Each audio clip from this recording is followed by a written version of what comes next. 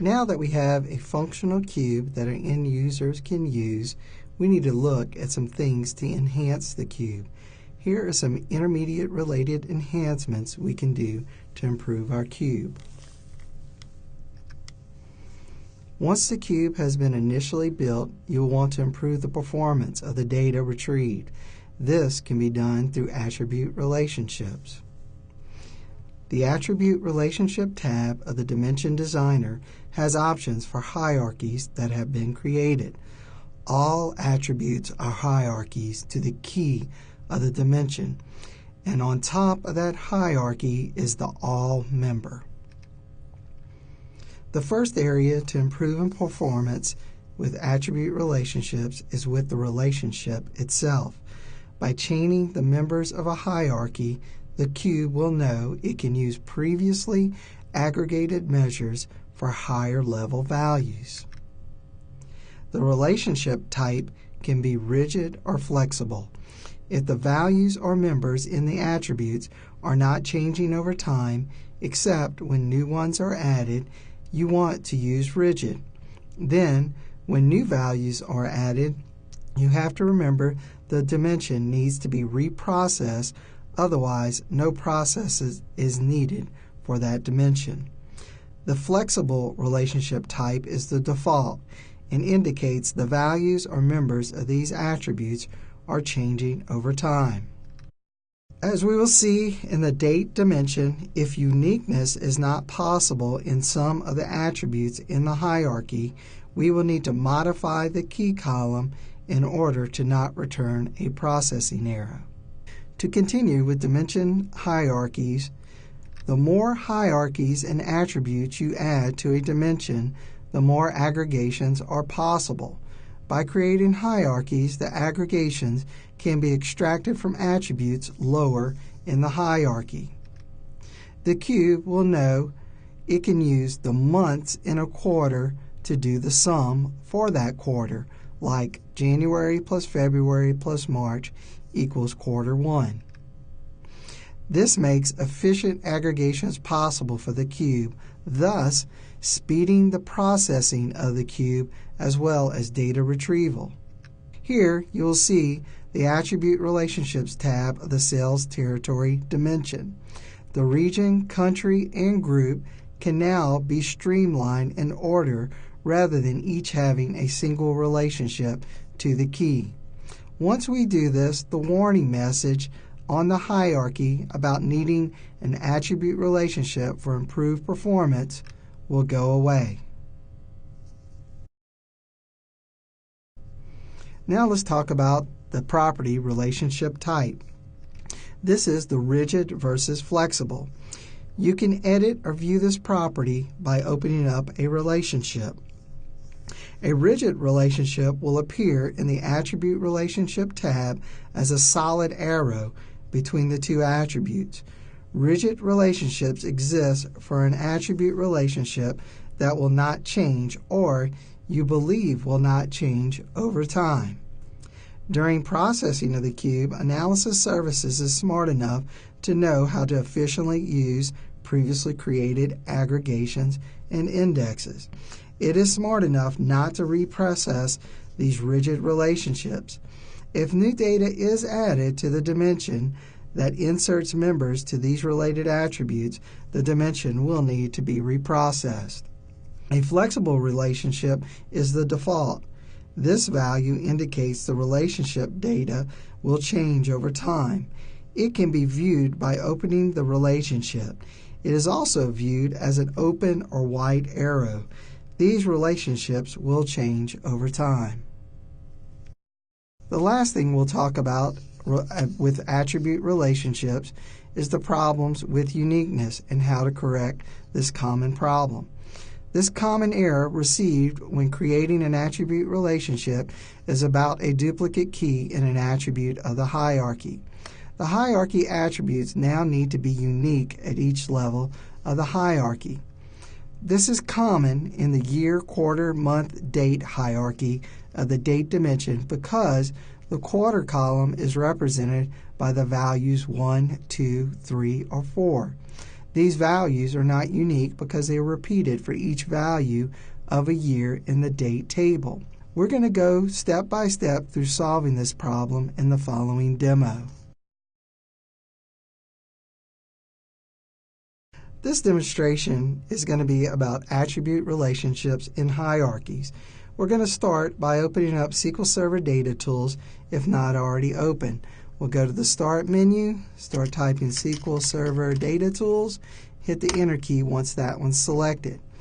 Now that we have an empty solution, we'll go to the File menu choice, Recent Projects and Solutions, and select the AdventureWorks DW solution. Once this is open, we're first going to look at Sales Territory. We're going to double-click Sales Territory Dimension, and we will see that we have a Sales Territory by Group hierarchy created. If we hover over the squiggly blue line, it'll give us that error about how attribute relationships do not exist for this hierarchy. The attribute relationships is the second tab in the Dimension Designer. Let's click on that. Here you will see, because of the creation through the Dimension Wizard, each attribute has a single relationship to the key. The problem with this is the user does not know which order to put these in. And once we create that hierarchy, now the cube cannot efficiently do those aggregations. So since our order is going to be group, country, and region, then we need to change that order here in the attribute relationships. And to do that, I can drag country over group and then region over country. These attribute relationships also can be changed just by double-clicking the arrow, or in the bottom pane under Attribute Relationships, right-click and edit Attribute Relationship. Here also we can change from flexible to rigid. We're going to leave flexible for these and change rigid to some other attribute relationships. I'm going to click OK, scroll up in the Solution Explorer to our project, right-click that project, and deploy. We want to deploy after making changes like this to make sure no errors come up. Once we see that no errors come up, then we can change it to rigid, as well as region to country to rigid and country to group to rigid. We'll deploy again to make sure we have no errors. Once the deployment's done and we have no errors, now we know we can keep this attribute relationship.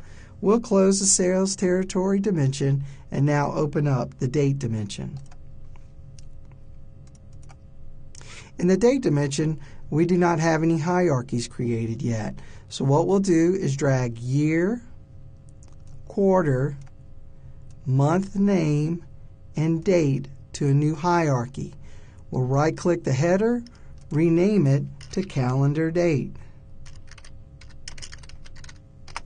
Here also we can rename month name to just month. And maybe make date dates. Now we have a hierarchy, so we'll deploy again to make sure this didn't create any errors.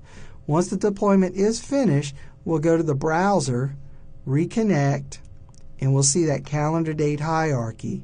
Now we can drill from all to year to quarter to month, and then finally to date. Let's go back to the dimension structure and hover over calendar date.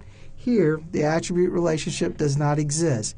So we're going to go to the attribute relationships and create that. We'll drag quarter to year,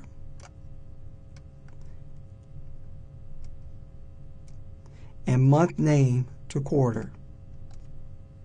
And now let's move month name to quarter and deploy our cube. Once we deploy our cube, we should get an error that the quarter is duplicated in here. We'll close that error message and we'll go look at the data to see what the problem is. We'll go back to the data source view to date, right-click, and explore data. Once we scroll to the far right, we'll see that the quarter is represented as a number and it's duplicated for every year. We'll close that Explorer and show how to fix that error. To fix the error, we're going to go to the quarter attribute and go to the Properties. Here I'm going to make the Properties window a little bit larger. If we scroll down to the bottom, we'll see the key columns area, which has that calendar quarter. The ellipse, once clicked next to the key column, shows that you can add multiple columns for the key column. Here we'll add calendar year, move it to our key columns, and then move it up above quarter. This means that our key column is the combination of these two attributes. We'll click OK, and what we'll notice is there's now a red line next to quarter, and it's specifying that the name column should have a value because you have multiple key columns.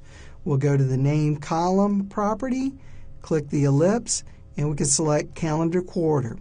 The same problem is going to occur for month name, so we'll highlight month name, add the calendar year to its key columns, move it above month name, and click OK. We have to do the same thing with name column and select the English month name, which is what our original attribute was. Once we do these and deploy the cube, those errors should now go away. Now it knows about the uniqueness of these attribute columns in the hierarchy. And for one, we do not have the warning message under calendar date, and we do have the streamlining of month, quarter, and year in our attribute relationships. We also can change these relationships to rigid because these things do not change over time. Now, when new data is added to the date dimension, we will need to do a process on the date dimension. Once we make those changes, let's deploy again to make sure there are no errors before we continue to our product dimension. We'll look back at our Solution Explorer to find our product dimension, and we'll double-click it to edit it in the Dimension Designer. We will see that our product subcategory and category snowflake schema exist in our data source view. So if we create a category, subcategory, and product dimension, we notice here that the warning message does not appear. Before we look at the attribute relationships, let's go ahead and rename this product by category. We'll also take product off of the attribute names in the hierarchy just to make it more readable for our end users. Then we'll go to the attribute relationships tab. We see here that there was a relationship already between category, subcategory, and product.